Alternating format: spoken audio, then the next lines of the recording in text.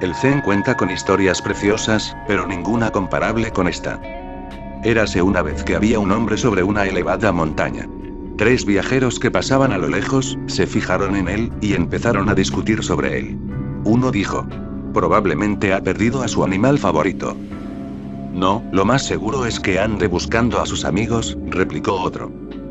Está ahí arriba para disfrutar del aire puro, dijo el tercero. Los 3 viajeros no pudieron ponerse de acuerdo, y continuaron discutiendo hasta el momento en que llegaron a lo alto de la montaña.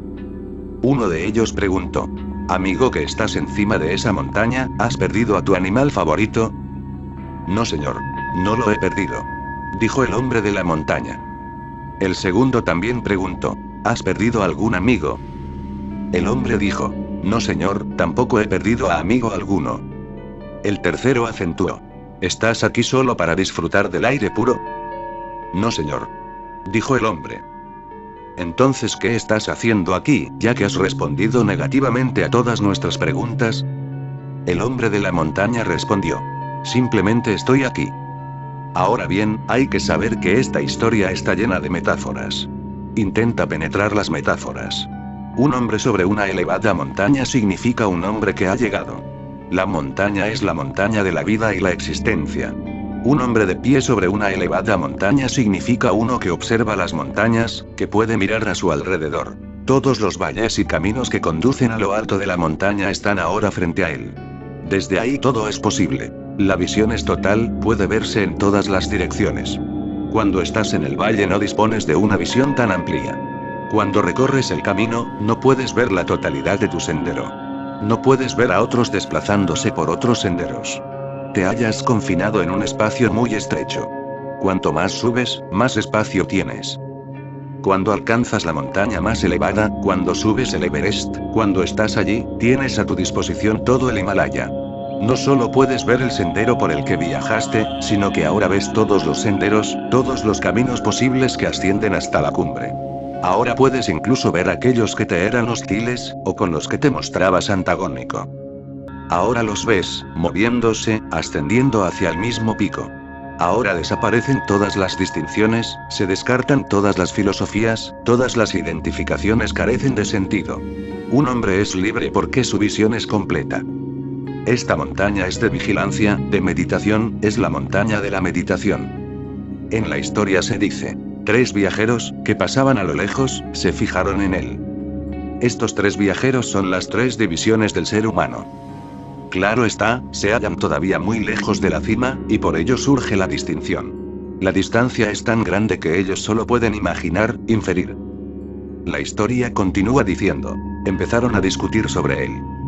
Sí, muchos de vosotros habéis visto a un Buda en alguna ocasión, y también muchos habéis visto a un Cristo. También muchos os habéis cruzado con un Mahavira o un Lao Tse, y habéis discutido mucho sobre ellos. Pero la distancia era grande. Cuando digo distancia no me refiero a la distancia física, pues puede que no existiese ninguna. Cuando el Buda fue a hablar con su padre se hallaban de pie uno frente al otro, sin distancia que los separase, pero existía una distancia infinita. El Buda decía una cosa y su padre decía otra. El padre no le hablaba al Buda, sino a su hijo, que ya no estaba presente. Le hablaba al pasado, que había desaparecido. El hijo había abandonado el palacio y había muerto, del todo.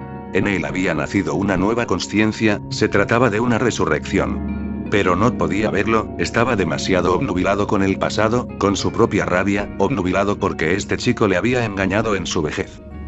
El Buda era hijo único, y había nacido en la vejez de su padre. Por ello el padre sentía hacia él mucho apego. El Buda sería su heredero, recibiría todo el reino paterno. Y su padre envejecía y estaba preocupado. Su hijo se había convertido en un mendigo, y estaba enfadado.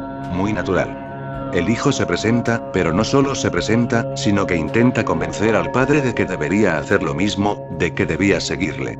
Ya podéis imaginaros lo enfadado y molesto que debe haberse sentido. Gritaba y decía que el Buda le había traicionado. Y el Buda le dijo: ¿a quién le habláis, señor? El hombre que era vuestro hijo ya no está. Miradme. ¿Quién está frente a vos? No soy el mismo hombre. Hay algo fundamental que ha cambiado. Se trata de otra persona, señor. El padre se rió y dijo: ¿intentas tomarme el pelo? ¿De qué estás hablando? ¿Es que te has vuelto loco?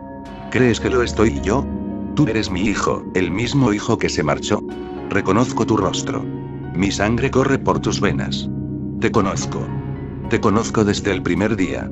¿Cómo podría olvidarlo? ¿Cómo podría estar equivocado? Y así siguió el malentendido. El Buda sonrió y dijo: escuchadme, señor. Sí, habéis dado la vida a un hijo, y puede que por su interior siga fluyendo la misma sangre, pero la consciencia es distinta. Yo hablo de consciencia, hablo de mí, de mi centro. Es totalmente distinto. Solía estar a oscuras, y ahora hay luz. Escuchadme, os ha llegado la vejez, me doy cuenta. Tembláis y no podéis manteneros bien en pie. Tarde o temprano llegará la muerte. Pero antes de que llegue la muerte, meditad. Antes de que la muerte llame a vuestra puerta, intentad saber quién sois. El diálogo continúa, y la distancia entre ambos es tremenda. Cuando digo distancia, no quiero decir distancia física. Sí, os habéis cruzado con un Buda, un Cristo, un Lao Tse, o un Ramakrishna, sí, lo habéis hecho, y los habéis observado muy de cerca, pero seguís discutiendo sobre ellos. Están ahí, de pie, a mucha distancia, sobre una lejana montaña, y todo lo que digáis es irrelevante, porque solo son conjeturas. Eso es todo lo que hacemos acerca de los Budas, discutir, en contra o a favor. Y todo lo que decimos de ellos son tonterías. No importa si alabamos o condenamos. Todas vuestras alabanzas carecen de sentido, al igual que las condenas, porque no podéis ver qué le ha sucedido a un Buda. Para verlo, hay que convertirse en uno. No hay manera de ver la subjetividad ajena como un objeto. No es algo que pueda hacer la mente objetiva.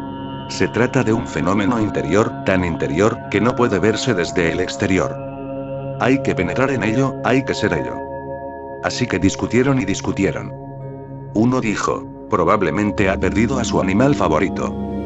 Esa es la razón, siempre hablando de posesiones, la casa, el coche, el animal, la granja, la fábrica, el dinero, el poder y prestigio. Esa es la razón.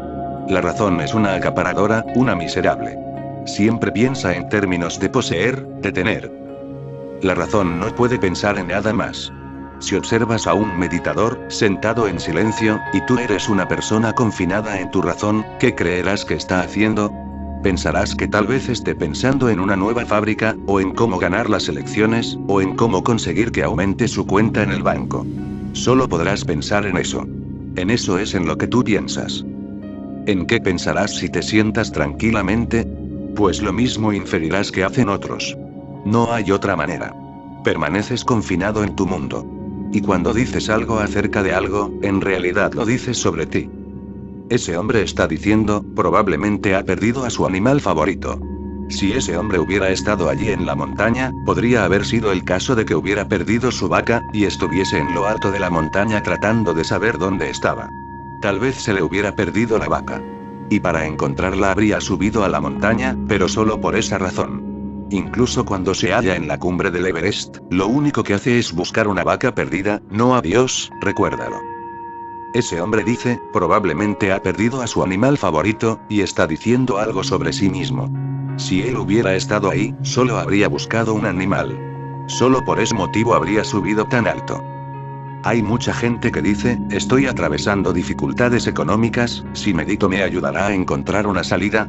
Aunque vayas hasta la cima de una montaña te llevarás contigo tu afición. Eso es la razón, la cabeza. La cabeza es la cosa más tonta de todo tu ser, porque se preocupa de tonterías. Nada de lo que te pasa por la cabeza tiene valor alguno. La historia continúa. No, lo más seguro es que ande buscando a un amigo, replicó otro. Este es el hombre de corazón. Esta es la metáfora del corazón. Dice. No, no está ahí por una propiedad, sino buscando a un amigo. Esa es una tendencia hacia el corazón, amor, amistad, compasión. Tal vez se haya perdido un amigo. Ese hombre está mostrando algo sobre él. Ese es el corazón que piensa. El corazón tiene más compasión que la cabeza. La cabeza es muy dura. La cabeza es agresión, la cabeza es un violador. Y nos han formado para ser violadores, porque solo nos han formado en la cabeza ambición, ego, agresión. Todos violan la naturaleza, cómo violar a los demás, cómo violar a todo el mundo, cómo ser agresivo y cómo demostrar que eres Alejandro Magno, Adolf Hitler o algún otro estúpido. Todo lo que enseña la educación es ambición, y la ambición es violación. El corazón tiene más compasión, más poesía, es más metafórico, cuenta con un poco de amor y amistad. El hombre está diciendo algo acerca de sí mismo: si tuviera que subir a esa montaña, no lo haría en busca de ninguna propiedad. Si tuviera que llegar a ese extremo, si tuviera que pasar por ello, solo lo haría por un amigo. Sí, podría hacer todo eso, pero solo por un amigo, solo por amor. Y el tercer viajero dijo: está ahí arriba para disfrutar del aire puro. Eso es la sexualidad.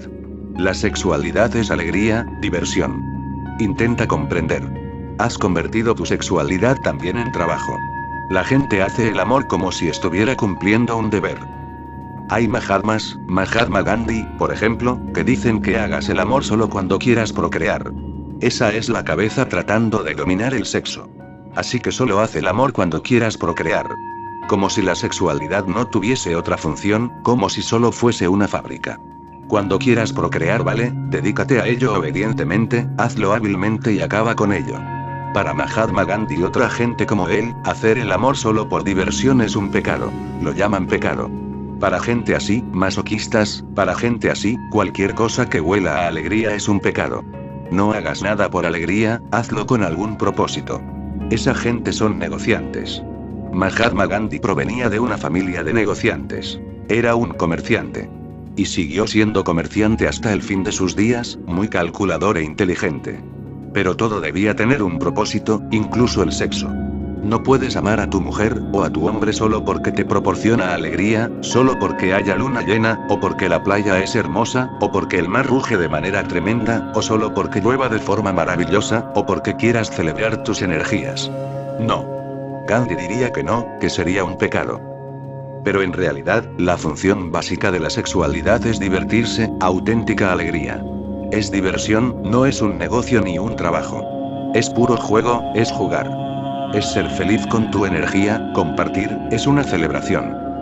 Para el primero eso es una solemne tontería.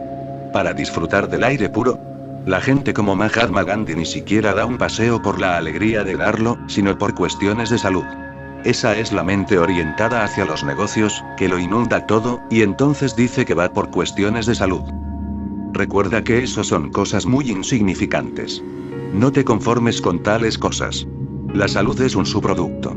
Si vas a dar un paseo para disfrutar del aire puro, la salud ocurrirá, por así decirlo. No es necesario preocuparse por ello, ni convertirlo en un objetivo. Disfruta del aire puro, disfruta del sol, del cielo, disfruta de correr, y la salud tendrá lugar como un producto colateral. No necesitas buscarla. Si la buscas adrede lo acabarás fastidiando. Entonces se convertirá en un trabajo, tendrás que hacerlo, y no disfrutarás. Y recuerda que nadie disfruta haciendo ejercicio. Nunca hagas ningún tipo de ejercicio. Disfrútalo, pero no lo hagas como ejercicio.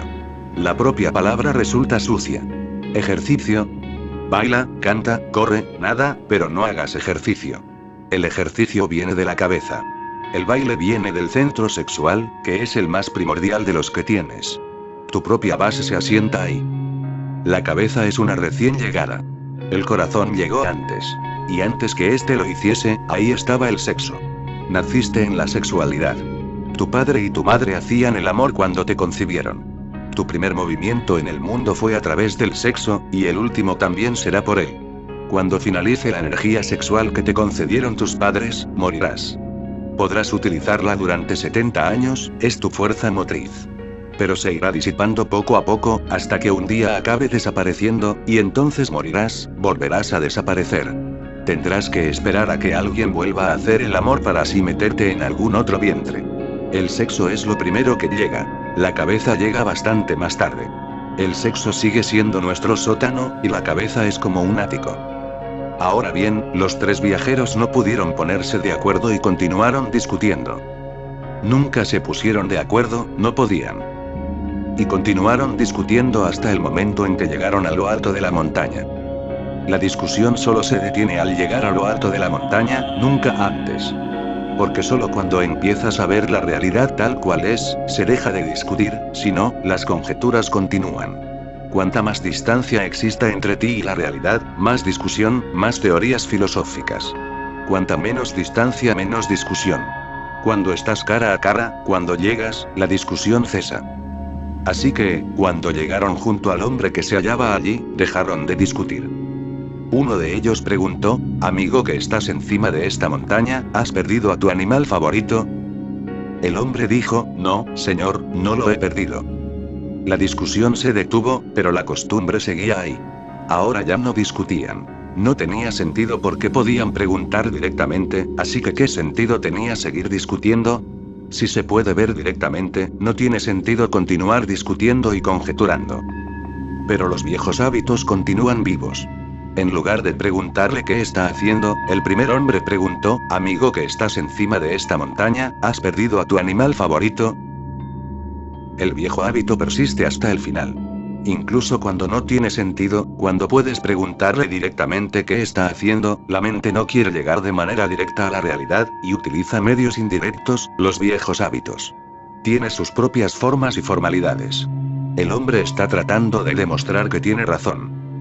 Incluso cuando estés frente a Dios, le preguntará: ¿verdad, Señor, que sois un Dios cristiano? Seguirás cargando con tus evangelios e intentarás que Dios acabe diciendo: sí, soy el Dios de los evangelios. Y el hinduista preguntará: Señor, ahora estoy frente a ti.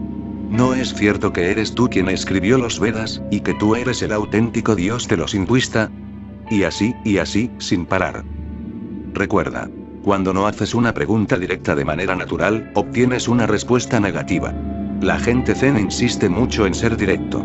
Si preguntas directamente, recibe una experiencia positiva. Si preguntas de manera indirecta, recibes naturalmente una respuesta negativa, una respuesta que es relevante. ¿Por qué no has preguntado qué estás haciendo? Si no, ¿has perdido a tu animal favorito? Y claro, el hombre dice: no, señor, no lo he perdido. Nunca le hagas a la realidad una pregunta indirecta, y nunca preguntes a la realidad con algún prejuicio. Si lo haces recibirás un no por respuesta. Pregunta directamente.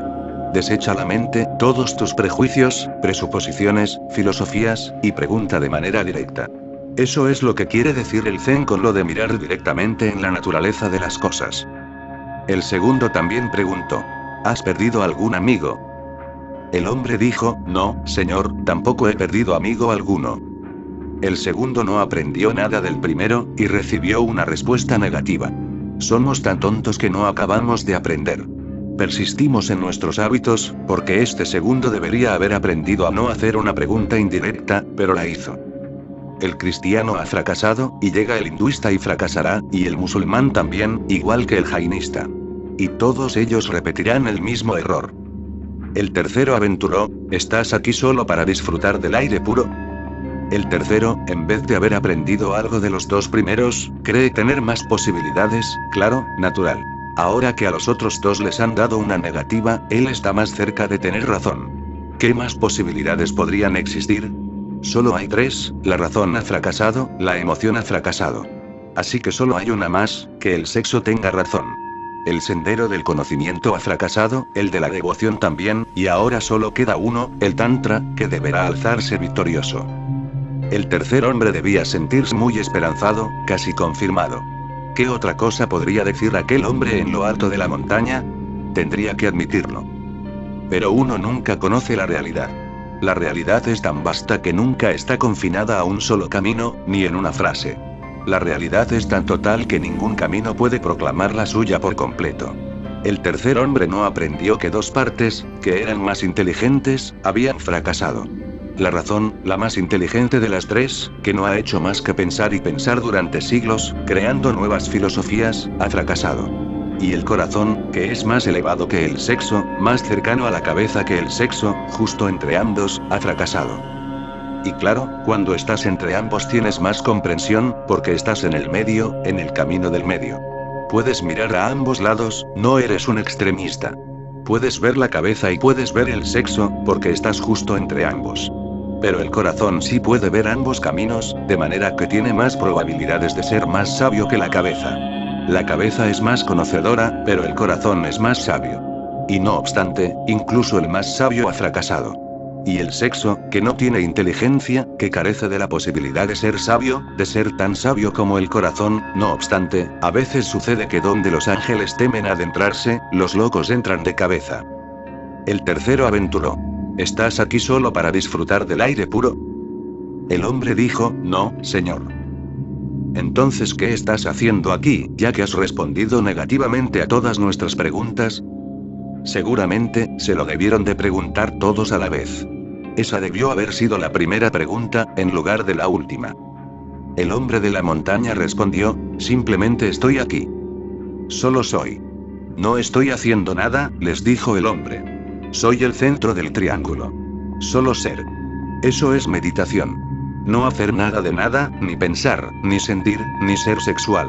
Ni en el cuerpo, ni en el corazón, ni en la cabeza, no estar confinado en ningún sitio, solo estar en el centro del triángulo. El triángulo es la Trinidad, los tres rostros de Dios, y en el centro está el propio Dios. Dios no hace nada, Dios es solo ser. Ser, es ser en meditación. Y cuando se llega a este centro, los tres viajeros poco a poco empiezan a hacer preguntas directas. La historia acaba porque realmente finaliza ahí, no puede continuar. Los tres debieron de quedarse mudos. No podían concebir tal posibilidad, esa era la cuarta posibilidad, los hinduistas la llaman turrilla, el cuarto, que no puede ser concebida por la razón, el corazón o el sexo. No puede concebirse. Puede vivirse, pero no concebirse. No hay manera de verla desde ningún ángulo.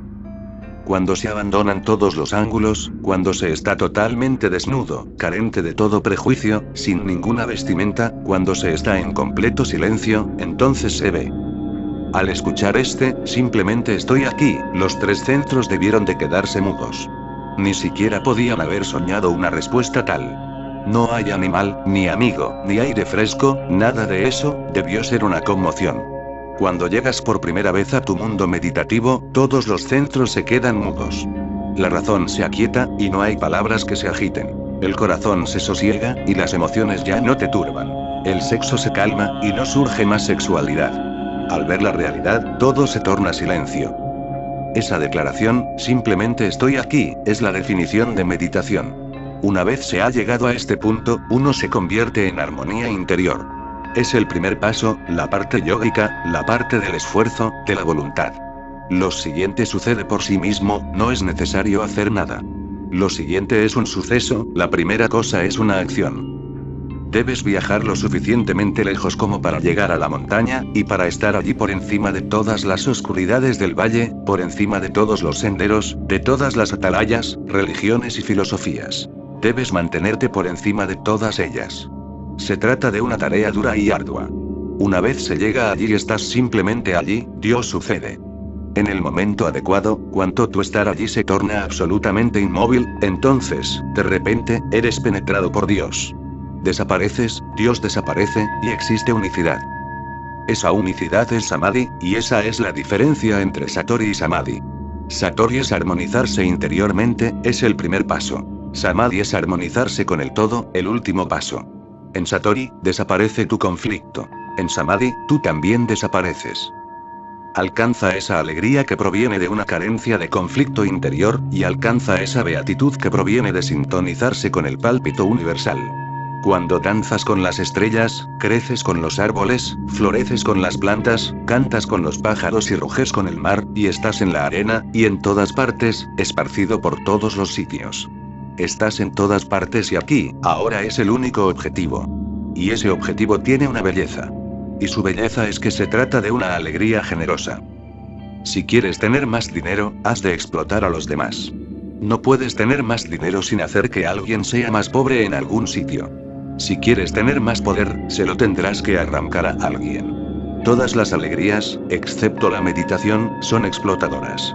Estar enamorado de una mujer hermosa es explotador, porque esa mujer hermosa no está al alcance de nadie más. La habrás poseído y habrás trazado una línea de demarcación, y ahora te pertenecerá a ti. Y si alguien empieza a enamorarse de ella, también empezará a sufrir, porque la mujer ya está comprometida. Todos los gozos y alegrías son explotadores, excepto la meditación. Solo la meditación es una alegría no explotadora, no competitiva. No le quitas nada a nadie, solo creces en ti mismo. La iluminación no es algo que suceda desde fuera, sino algo que brota de ti, que florece en ti. Es un crecimiento, no un logro. Por eso la iluminación no puede ser una egolatría. La meditación no es una egolatría.